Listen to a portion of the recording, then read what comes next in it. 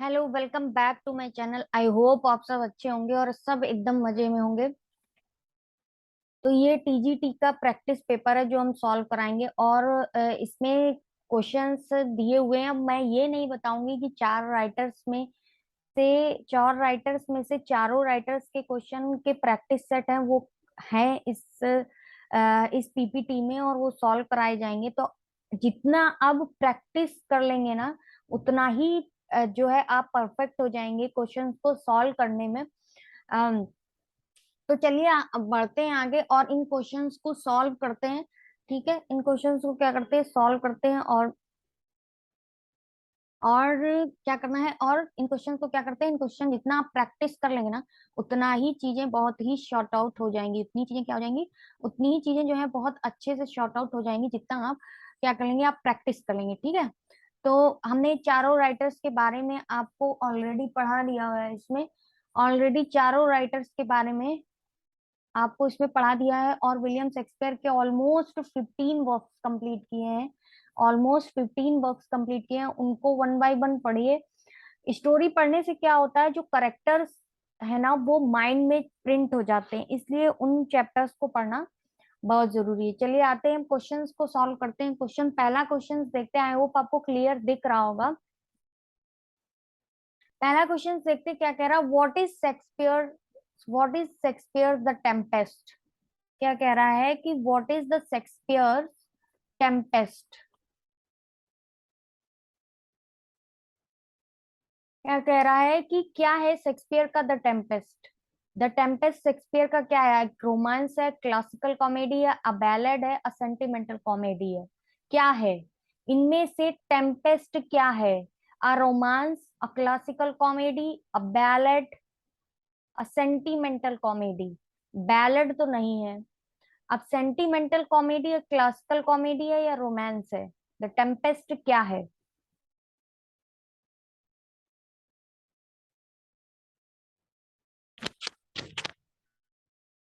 The Tempest क्या है, तो द टेम्पेस्ट जो है वो एक रोमांस है। वो क्या है, एक रोमांस है। और हमने जब ये पढ़ा था तो हमने टेम्पेस्ट में क्या पढ़ा था, टेम्पेस्ट का जो स्टोरी है, अब कुछ टेम्पेस्ट के बारे में भी पढ़ लीजिए।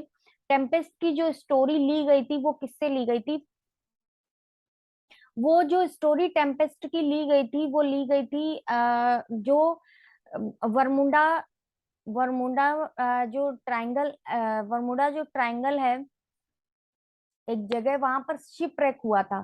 क्या हुआ था, शिप रैक। उसी के ही बारे में इसमें बताया गया है। 1611 में, इसको 1611 कह देते हैं, कहीं कहीं पे 1610 भी कह देते हैं। इसी दौरान इसको जो है पब्लिश किया गया था। इसी दौरान इस वर्क पर, मतलब इस वर्क को परफॉर्म किया गया था। और हमने बताया था कि इसमें द टेम्पेस्ट में कौन सा स्टेट था, द मिलान। कौन सा स्टेट था इस टेम्पेस्ट में, मिलान स्टेट का एक्सप्लेन किया गया था। इटली की जगह है एक मिलान, वहां का एक्सप्लेन किया गया था। और वहां का राजा था प्रोस्पेरो।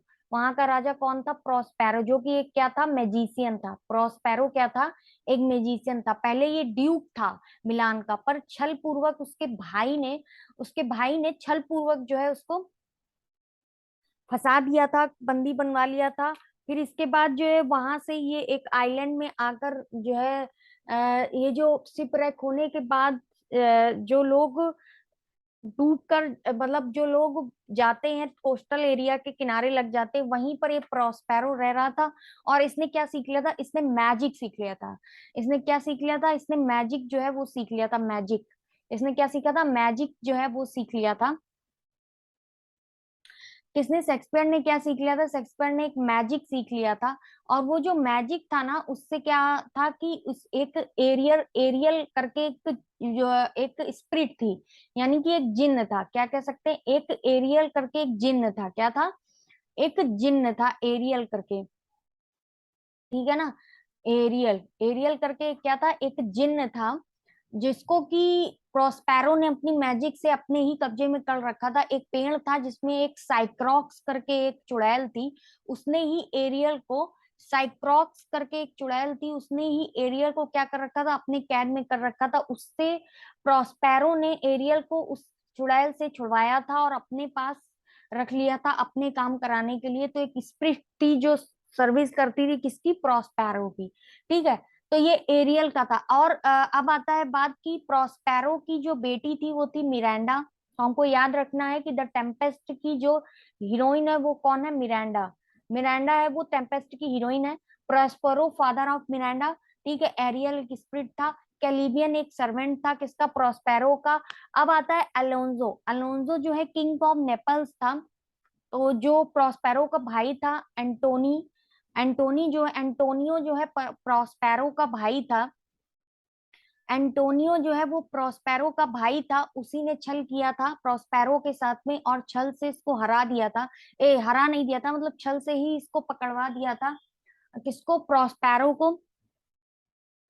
छल से पकड़वा दिया था। तो ये एंटोनियो जो है, जो किंग्स ऑफ नेपल्स है ना, किंग्स ऑफ नेपल्स है, अलोन्सो उनके साथ मिल गया था। और अलोन्सो का एक भाई, अलोन्सो का एक बेटा था फर्डिनेंड, और उसका भाई था ओल्ड काउंसलर था एक गोंजालो, और अलोन्सो का भाई था सेबेस्टियन।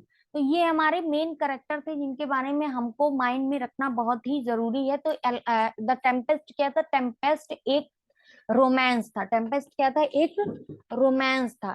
ठीक है, अब इससे रिलेटेड जो भी क्वेश्चंस आएंगे हम अंकर उनकी इतनी डिटेल अपने माइंड में रखेंगे, तो क्वेश्चंस बार बार वही रिपीट करेंगे तो वो माइंड में एकदम फिट हो जाएगा। तो प्रॉस्पेरो ने मैजिक से ये अलोन्सो, एंटोनियो और सेबेस्टियन और जो है मिरांडा, ये सब जो है शिप में जा रहे होते हैं, और उसने मैजिक से क्या किया, स्टॉर्म ले आया और उसका जहाज जो है वो डूब गया। फिर ये दोनों कोस्टल के जहाँ प्रॉस्पेरो था वहीं आसपास ही ये लोग मिले। फर्डिनेंड जो है, फर्डिनेंड अलोन्सो का बेटा होता है जो कि मिरांडा से शादी करना चाहता होता है, और फिर सबक सिखाता है एंटोनियो और अलोन्सो को और सेबेस्टियन को सबक सिखाता है। बाद में फिर ये सब प्रॉस्पेरो को ही ड्यूक ऑफ मिलान बना देते। तो इस तरीके की स्टोरी जो है वो इसमें बताई है विलियम शेक्सपियर ने। तो ये एक तरीके का क्या है, ये एक तरीके का, ये एक तरीके का क्या है, एक तरीके का ये एक रोमांस है। ठीक है, तो अब ये ध्यान रखना है कि द टेम्पेस्ट क्या है, एक तरीके का एक रोमांस है। इसकी थीम है मैजिक, जो हमने आपको बताया, इल्यूजन है, reality versus illusion, wedding wedding masque, और super natural creator, super natural creator. ठीक है, नेक्स्ट क्वेश्चन पे आते हैं। Helen's cheek but not her heart Cleopatra, Cleopatra majesty, this line occurs इन।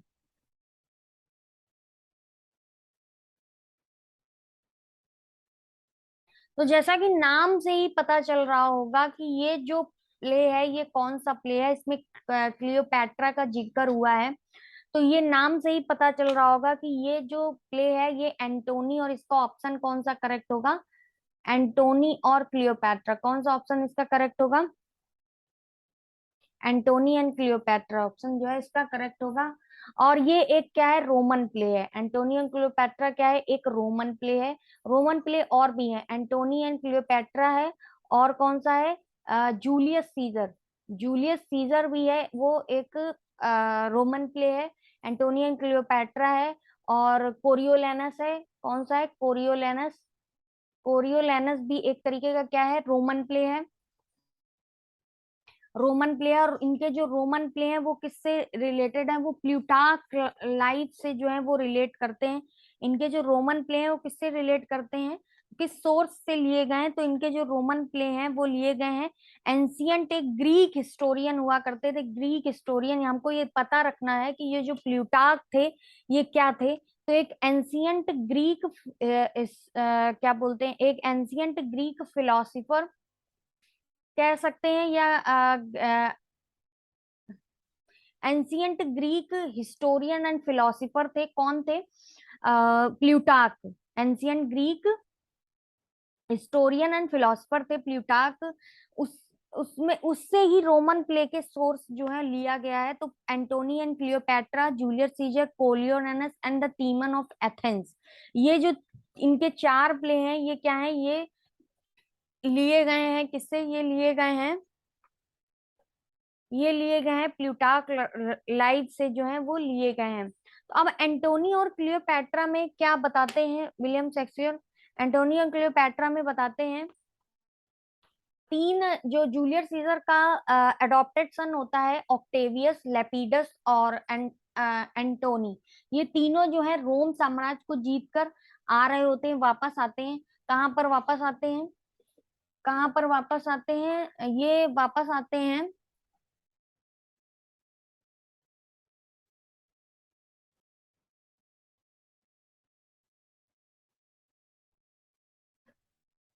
इसमें जो जगह के बारे में बताया गया है, जो क्लियोपैट्रा है वो इजिप्ट की है। क्लियोपैट्रा कहाँ की है, कहाँ से बिलोंग करती है, क्लियोपैट्रा बिलोंग करती है इजिप्ट से, इजिप्ट से बिलोंग करती है। और इसमें रोम का जिक्र भी किया गया, तीन स्टेट है उसमें जिक्र किया गया है, इजिप्ट का, रोम का जिक्र किया गया है, और जो है जिक्र किया गया है किसका, एक स्टेट है उसके बारे में भी बताते हैं, उसका जिक्र किया गया है। तो इसमें जो है जो जूलियस सीजर, ब्रूटस और कैसियस होते हैं, इनके असैसिनेशन के बाद जो है ये बचता है इसका अडॉप्टेड सन ऑक्टेवियस, ये रोम पर फतेह करके वापस आते हैं। तो वहां पर एंटोनी के साथ जो है एक इसकी जो पहले एक इस एंटोनी की वाइफ होती है उसकी डेथ हो जाती है। तो फिर ऑक्टेवियस कहता है कि उसकी सिस्टर ऑक्टेविया से जो है वो शादी कर ले, तो एंटोनी ऑक्टेविया से शादी कर लेता है। ये बात क्लियोपैट्रा को पता चलती है और क्लियोपैट्रा जो है इसको कई बार युद्ध के दौरान कई बार जो है छोड़ के वापस आ जाती है, जिससे कि एक युद्ध में क्या होता है, मारा जाता है। एथेंस का जिक्र किया गया है, रोम, इजिप्ट और एथेंस का जिक्र किया गया है एंटोनी और क्लियोपैट्रा में। तो इस तरीके की ये स्टोरी है। तो अब ये वाली जो लाइन है, Helen's cheek but not her heart, Helen's cheek but not her heart, तो ये Cleopatra majesty Antony and Cleopatra से ली गई है। नेक्स्ट है third question, there is no art to find the mind construction in the face, who says this, ये line किसने कही और किस प्ले में इनके लाइन बताई गई है। There is a no art to find, there is a no art to find the mind's construction in the face, ये लाइन किससे ली गई है, तो ये लाइन जो ली गई है वो ली गई है, ये लाइन जो जिसने कही है उसका नाम है डंकन। ये लाइन किसने कही है, ये लाइन कही है डंकन ने। अब ये डंकन करेक्टर किसमें आता है, ये डंकन करेक्टर जो है मैकबेथ से रिलेट करता है, किससे रिलेट करता है, मैकबेथ से। मैकबेथ को कहा जाता है, मैकबेथ की थीम क्या कही गई है, ट्रेजेडी ऑफ एम्बिशन, मैकबेथ की थीम क्या कही गई है, अ tragedy of ambition. A tragedy of ambition किसका नाम है, ट्रेजेडी ऑफ एम्बिशन नाम है मैकबेथ की। मैकबेथ का दूसरा नाम है ट्रेजेडी ऑफ एम्बिशन। और मैकबेथ ही स्टोरी में थ्री विचेस होती हैं जो जिक्र करती हैं कि मैकबेथ जो है आयरलैंड में फतेह करके वापस स्कॉटलैंड में आ रहा होता है। इसमें स्कॉटलैंड और आयरलैंड जगह का एक्सप्लेन किया गया है। और सबसे छोटी ट्रेजेडी है ये, मैकबेथ सबसे छोटी ट्रेजेडी है कंपेयर टू हैमलेट, ओथेलो और किंग लियर, किंग लियर में। और इसका सोर्स है chronicles of England, Scotland and Ireland, ये इसका सोर्स है। किसके सामने परफॉर्म की जाती है ये मैकबेथ, मैकबेथ जो है 1606 के अराउंड, 1606 के अराउंड होती है। और 1606 के अराउंड में कौन किंग होता है, जेम्स फर्स्ट, क्योंकि 1603 में किसकी डेथ हो जाती है, एलिजाबेथ की, और उसके बाद किंग बन जाते हैं जेम्स फर्स्ट, किंग बन जाते हैं इंग्लैंड के। तो वही जो है उन्हीं के सामने ये प्ले परफॉर्म होता है, कौन सा, मैकबेथ प्ले। मैकबेथ प्ले किसके सामने परफॉर्म होता है, जेम्स फर्स्ट किंग के सामने, क्योंकि ये 1606 के अराउंड परफॉर्म किया गया था। ठीक है, इसमें भी डंकन करेक्टर है और मैकडफ, मेलकॉम, बैंको करेक्टर है। लेडी मैकबेथ इसकी जो है वो फोर्थ विचेस कही जाती है, लेडी मैकबेथ। नेक्स्ट क्वेश्चन पे आते हैं। नेक्स्ट क्वेश्चन कह रहा, fair and noble hostess, we are your guest tonight, this statement is made by, fair and noble hostess, we are your guest tonight.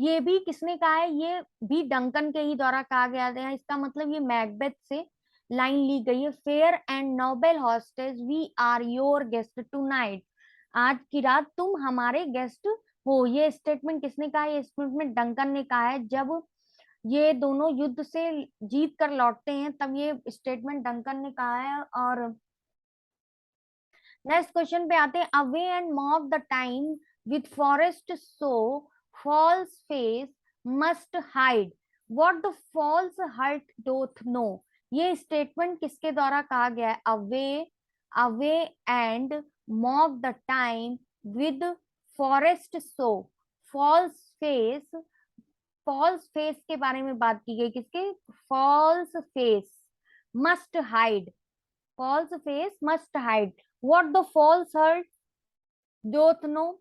ये statement किसने कहा है, ये स्टेटमेंट कहा है लेडी मैकबेथ ने, मैकबेथ से। ये स्टेटमेंट किसने कहा है, लेडी मैकबेथ ने मैकबेथ से ये स्टेटमेंट कहा है। फॉल्स फेस और फॉल्स हर्ट के जो लाइन रिलेटेड है वो मैकबेथ से रिलेटेड है, लेडी मैकबेथ मैकबेथ से कहती है। तो इसमें बी ऑप्शन इसका करेक्ट ऑप्शन है। नेक्स्ट आता है question, what is Duncan's relation to Malcolm and Donalbain. Malcolm और डोनाल्ड बेन का क्या रिलेशन होता है।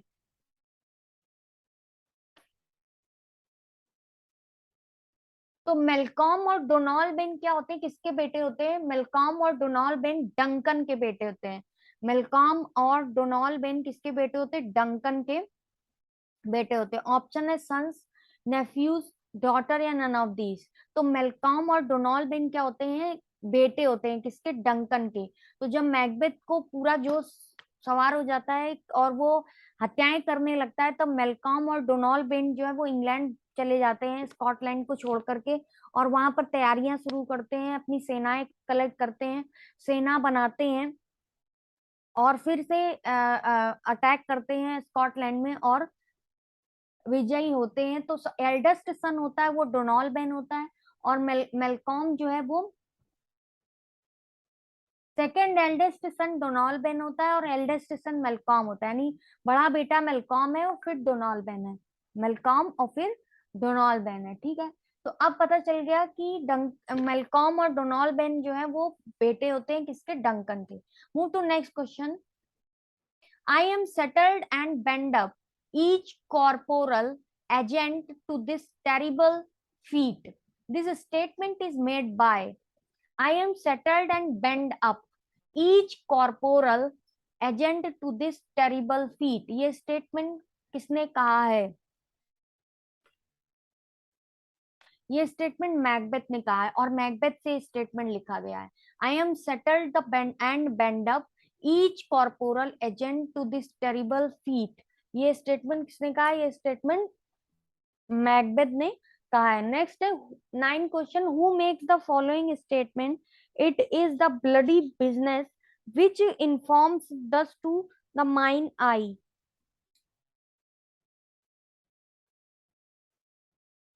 9 क्वेश्चंस का आंसर होगा मैकबेथ। तो ये स्टेटमेंट भी मैकबेथ से लिया गया है।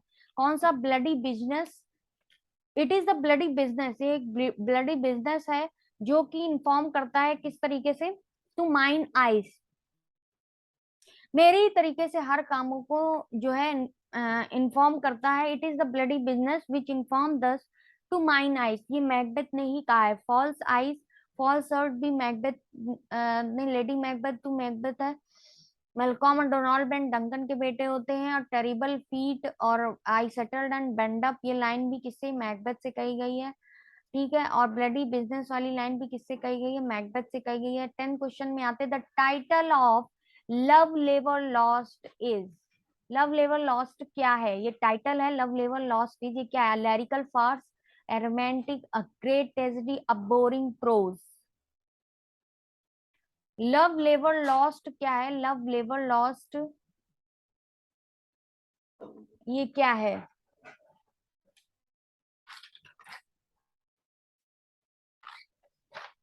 चार ऑप्शंस में से कौन सा ऑप्शन करेक्ट होगा ये हमको बताना है।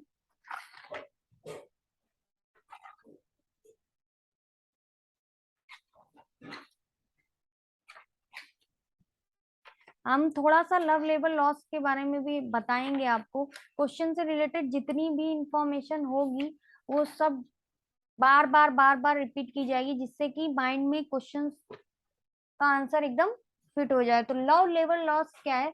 लव लेबर लॉस्ट एक अर्ली कॉमेडी कही जाती है। क्या कही जाती है? अर्ली कॉमेडी कही जाती है लव लेबर लॉस्ट। सोर्स इसका नहीं क्लियर है, और लिखी गई है 1590s के अराउंड, और फर्स्ट पब्लिश हुई है क्वार्टो में 1598 के अराउंड। 1598 के अराउंड क्वार्टो में पब्लिश हुई है लव लेबर लॉस्ट, और परफॉर्म्ड एट इंस of court before queen Elizabeth first. Queen Elizabeth first जो है 1563 से इनका कार्यकाल रहा था 1603 तक। तो जिस इतने टाइम पीरियड के दौरान में जितने भी प्ले हुए वो सारे एलिजाबेथ फर्स्ट के सामने परफॉर्म किए गए। थीम है love conquers all. Love Labour Lost की थीम क्या है? Love conquers all. ये एक है लैरिकल फॉर्स। ये क्या है? लैरिकल फॉर्स है। इसमें लव लेबर लॉस्ट में नॉर्वे का जिक्र किया गया। लव लेबर लॉस्ट में किंग ऑफ नॉर्वे फर्डिनेंड है, प्रिंसेस ऑफ फ्रांस है, तो नॉर्वे और फ्रांस का जिक्र किया गया है लव लेबर लॉस्ट में। नॉर्वे और फ्रांस का जिक्र, फ्रांस का एक्सप्लेन किया गया है। Lady Rosaline, Lady Maria and Lady Katherine, तीन लेडी हैं इसमें। लेडी रोजालाइन, कैथरीन और मारिया लव लेबर लॉस्ट में। ठीक है, तो इतनी इंफॉर्मेशन लव लेबर लॉस्ट की दे दी गई। नॉर्वे का जिक्र किया गया है। The king of Norway and 3 lords have promised to stay away from women for 3 years, but eventually they fall in love with the princess of France and her ladies in waiting। तो रोजालाइन, मारिया और Catherine, रोजालाइन, Maria और Catherine, तीन ये। और एक important fact है इसके बारे में, लव लेबर लॉस्ट के बारे में, और वो इम्पोर्टेंट फैक्ट क्या है? वो ये है कि there is a play within a play है। ये क्या है? There is a play within a play है। Within a play, there is a play within a play.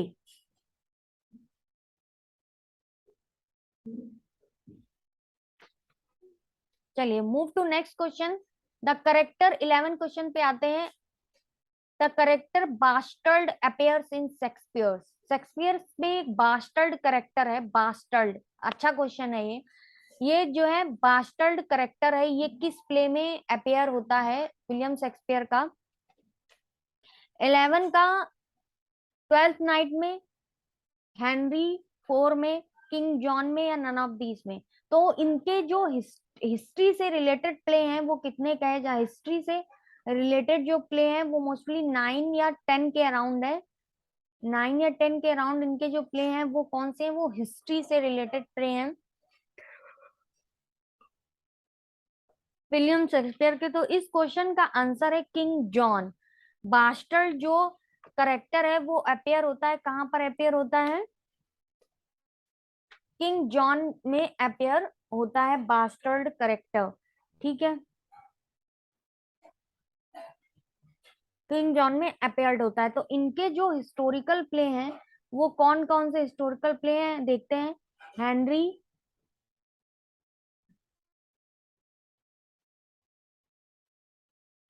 Henry 4 और 4 के 2, हेनरी 4 के 2 चैप्टर्स हैं। Henry 4, Henry, Henry 5 तो है नहीं, हेनरी 5 है। हेनरी 4, हेनरी 5, हेनरी 6, 5 के बाद है हेनरी 4, हेनरी 5, हेनरी 6, हेनरी 7 नहीं है। हेनरी 8 परफॉर्म हो रहा था जब आग लग गई थी गोल्डन ग्लोब थिएटर में। ये अनफिनिश्ड रह गया था, ये अनफिनिश्ड रह गया था। तो इनके जो हिस्टोरिकल प्ले हैं वो क्या है? हेनरी 4, हेनरी 5, हेनरी 6 और हेनरी 8।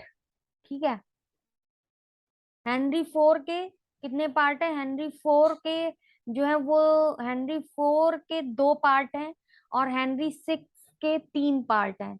हेनरी 6 के 3 पार्ट हैं, और हेनरी 5 सिर्फ एक ही पार्ट में है, और हेनरी 8 अनफिनिश्ड है। ये 4 तो हेनरी हो गए। फिर हो गया किंग जॉन, फिर कौन सा हो गया? King John. फिर हो गया Richard, Richard third, Richard third हो गया। ठीक है, और सेकंड हो गया। रिचार्ड थर्ड हो गया और सेकंड, यानी रिचार्ड सेकंड और third. Henry four, Henry five, Henry six और हेनरी एट हो गए। रिचार्ड सेकंड हो गया, रिचार्ड थर्ड हो गया, किंग जॉन हो गए। और अब बचते हैं दो प्ले जो कि होंगे इनके हिस्टोरिकल जो प्ले होंगे वो इस तरीके से पूरे 9 प्ले हैं। हमने पढ़े Henry four, Henry five, Henry six, Henry eight, Richard second, Richard third, King John, कौन सा हो गया, किंग जॉन। ये 7 प्ले हैं। वो इनके मोस्टली जिनसे रिलेटेड क्वेश्चंस आते हैं वो हैं हिस्टोरिकल प्ले। वैसे 9 प्ले हैं वो हिस्टोरिकल प्ले हैं, इनके 9 प्ले हैं वो हिस्टोरिकल प्ले हैं। ठीक है, अब आते हैं मूव टू नेक्स्ट क्वेश्चन। इस क्वेश्चन का आंसर है बास्टर्ड करेक्टर जो है वो किंग जॉन में लिया गया है। The art of our necessities, the art of our necessities is strange that can make the vile vile things precious, who said these word. 12 questions का जो आंसर है वो क्या होगा?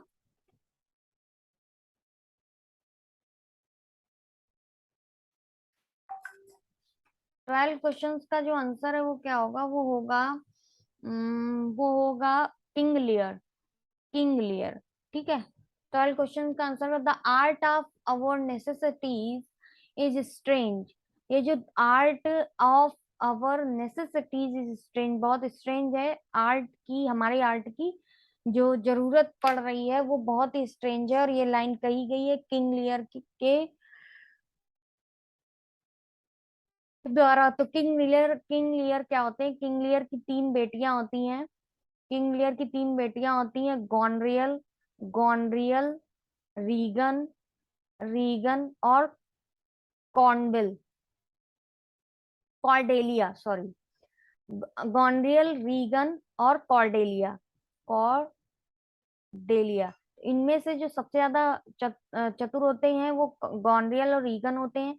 किंग लियर इन्हीं को ही अच्छा समझकर अपना जो राज्य होता है वो दे देते हैं। कॉर्डेलिया किंग ऑफ फ्रांस के साथ शादी कर लेती है और चली जाती हैं। बट आखिरी में जब किंग लियर को नीड होती है तो कॉर्डेलिया ही इनकी हेल्प करती है। देन किंग लियर रियलाइज्ड कि मैंने अपना राज्य गलत बेटियों को दे दिया। और ये एक किंग ऑफ एल्बनी है और एक किंग ऑफ कॉर्नवेल है। कौन? एक किंग ऑफ एल्बनी है, किंग ऑफ कॉर्नवेल है। I move to next question, और नेक्स्ट क्वेश्चन हमारा कहता है, इरेज कर लेते हैं इसको।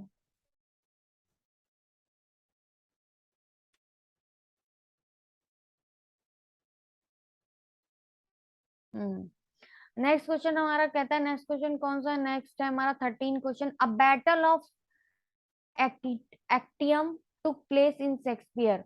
किस प्ले में अब एक बैटल होता है जिसको कहा जाता है Actium, Actium, Actium. Antonio and Cleopatra, Twelfth Night, Macbeth and Romeo and Juliet. किस प्ले में कहा जाता है एंटोनियो एंड क्लियोपैट्रा में द बैटल ऑफ एक्टियम जो है वो जगह ली गई है शेक्सपियर के प्ले में, एक्टियम जगह। नेक्स्ट है 14 question. The second period of Elizabethan drama was dominated by Elizabethan drama, Renaissance, university, wits या एलिजाबेथन पोएट्री। जो सेकेंड पीरियड है एलिजाबेथन ड्रामा का वो किससे डोमिनेटेड होता है? यूनिवर्सिटी विट्स से डोमिनेटेड होता है। यूनिवर्सिटी विट्स के बारे में नहीं बताया है तो बता दिया जाएगा, नहीं तो इसमें तो कंटिन्यू नहीं कर पाएंगे। नेक्स्ट लेक्चर में बताया जाएगा। ये जो यूनिवर्सिटी विट्स होते हैं, जो ऑक्सफोर्ड और कैम्ब्रिज यूनिवर्सिटी से पढ़े हुए स्कॉलर्स होते हैं, उनको ही ग्रुप में लाकर ये बनाया गया है यूनिवर्सिटी विट्स। क्या बनाया गया है? यूनिवर्सिटी विट्स बना दिया गया है। ठीक है, तो जो सेकंड पीरियड है इंग्लिश ड्रामा, एलिजाबेथन ड्रामा का, उस वो डोमिनेटेड होता है यूनिवर्सिटी विट्स के द्वारा। किसके द्वारा डोमिनेटेड होता है? यूनिवर्सिटी विट्स के द्वारा। बट ये टर्म जो है 16 सेंचुरी के अराउंड ही आ गया था, university wits.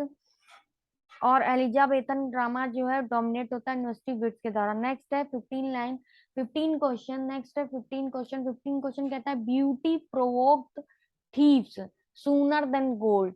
Beauty provoked thieves sooner than gold. This line is from As You Like It.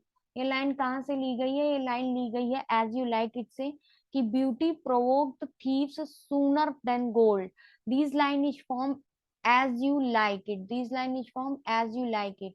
और एज यू लाइक इट जो है वो उसमें एर्डन नाम के जो फॉरेस्ट है उनका जिक्र किया गया है। एज यू लाइक इट में किसका जिक्र किया गया है?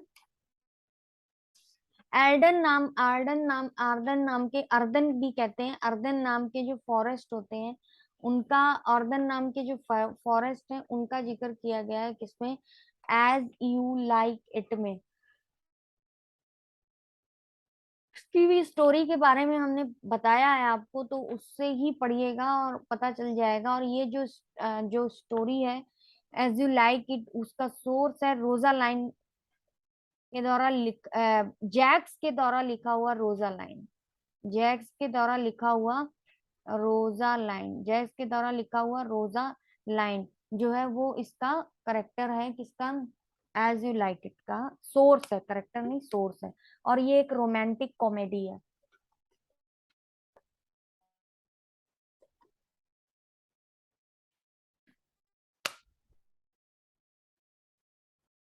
ये क्या है? ये एक रोमांटिक कॉमेडी है। कौन? Rosaline, written by Jacques.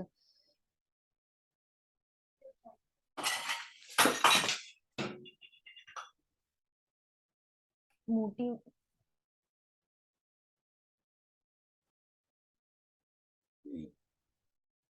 तो 15 वाले क्वेश्चन का आंसर हो गया beauty provoke thieve sooner than gold. ये लाइन ली गई है किससे? एज यू लाइक इट से। ठीक है, नेक्स्ट आता है 16 क्वेश्चन। क्या कहता है हमारा 16 क्वेश्चन? कहता है 16 क्वेश्चन कहता है I know the devil, I know the devil himself will not eat a woman. I devils dress her not. Who says these words in Antony and Cleopatra? ये लाइन किसने की? I know the devil himself will not eat a woman. I know that a woman. This is a dish of the gods if the devils dress her not. तो devils dress her not या devil himself या will not eat a woman, ये line Antony and Cleopatra में किसने कही है? Antony and Cleopatra में ये लाइन कही है। आई थिंक 16 क्वेश्चन छूट गया ना। चलिए after 17 I will discuss 16। 17 question का अर्थ है क्लोन। तो ये भी ध्यान रखना है कि ये जो क्लोन करेक्टर है किसमें है? एंटोनी एंड क्लियोपेट्रा में क्लोन करेक्टर है। पूछा भी जा चुका है कि ये जो क्लोन करेक्टर है किसमें है, क्योंकि बहुत ही डिफरेंट ही करेक्टर्स पूछे जाते हैं। तो ये जो क्लोन करेक्टर है ये एंटोनी और क्लियोपेट्रा में लिया गया है। तो devil himself will not eat a woman, ये जो है लाइन कहता है कौन? Clown. Clarity is never more admire, clarity is never more admire than by the negligent. Clarity है वो कभी नहीं, clarity is more, never more admire, कभी जो है एडमायर नहीं की जा सकती। Clarity is never more admire than by the negligent. ये लाइन को किसने कहा है? ये लाइन को किसने कहा है? और आपको भी पता चल जाएगा कि ये 18 का सी क्लियोपेट्रा से है। Line clarity is never more admire, ये लाइन। और 17 question I know the devil himself will not eat a woman, I know that a woman is a dish of the gods।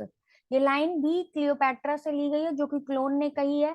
और clarity is never more admired than by the negligent, ये भी Cleopatra ने line कही है। 16 question में आता है I am sure cares an enemy to life, this line is from। ये लाइन ली गई है 12th नाइट से। आई am sure cares an enemy to life, cares an enemy to life, this line is from 12th night, this line is from 12th night। ठीक है, 12th night से ये line ली गई है। एंड अबाउट 12th नाइट के बारे में जो हम ऑलरेडी स्टोरी जो है डाल चुके हैं 12th नाइट के बारे में। और 12th नाइट को और क्या कहा जाता है? 12th नाइट को कहा जाता है what you will, 12th night को कहा जाता है व्हाट यू विल। और ये 1599 के अराउंड जो है परफॉर्म की गई थी, 1599 के अराउंड। परफॉर्म की गई थी, कौन, ट्वेल्थ नाइट। और फिर क्या है, इसका जो सोर्स है वो है हिस्ट्री ऑफ अपोलोनियस एंड सीलिया, जो है वो इसका क्या है, वो इसका सोर्स है ट्वेल्थ नाइट का। और इसिनो, सेबेस्टियन एंड वोयला। सेबेस्टियन और एला क्या, वोयला क्या होते हैं, ट्विंस होते हैं, जो कि क्या होते हैं कि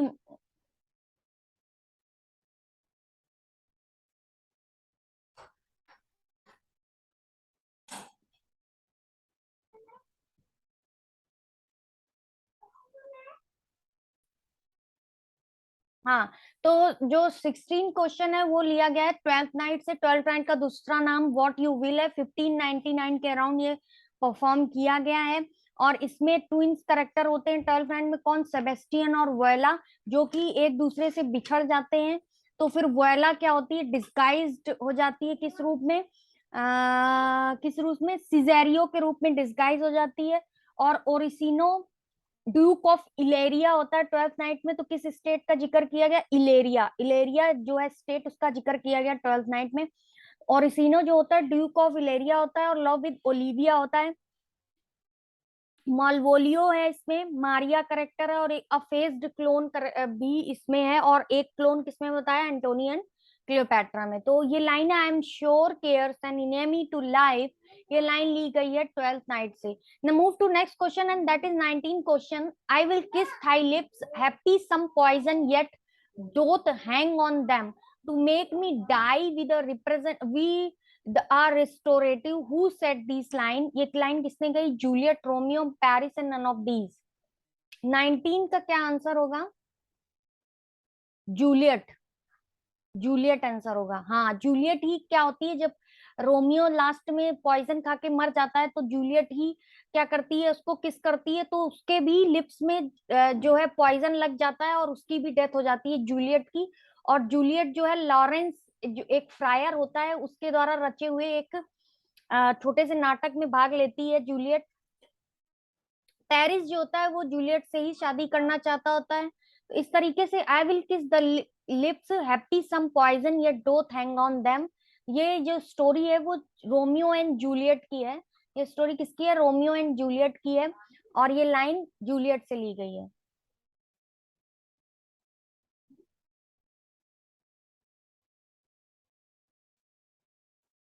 One that loved not wisely but too well, who said these words? One that loved not wisely but too well, who said these words? Desdemona, Antony, Viola and Othello. ये किससे लिया गया है प्ले, ओथेलो से। ये line किससे ली गई है, ओथेलो से। किससे ली गई, ओथेलो से। One that love not wisely, प्यार वाइसली नहीं है, बट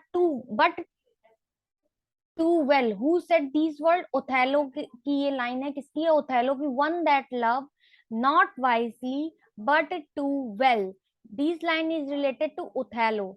ठीक है। तो ये इस तरीके से 20 क्वेश्चन कंप्लीट होते हैं। नेक्स्ट लेक्चर में नेक्स्ट 20 क्वेश्चन सॉल्व कराए जाएंगे। तब तक के लिए थैंक यू सो मच।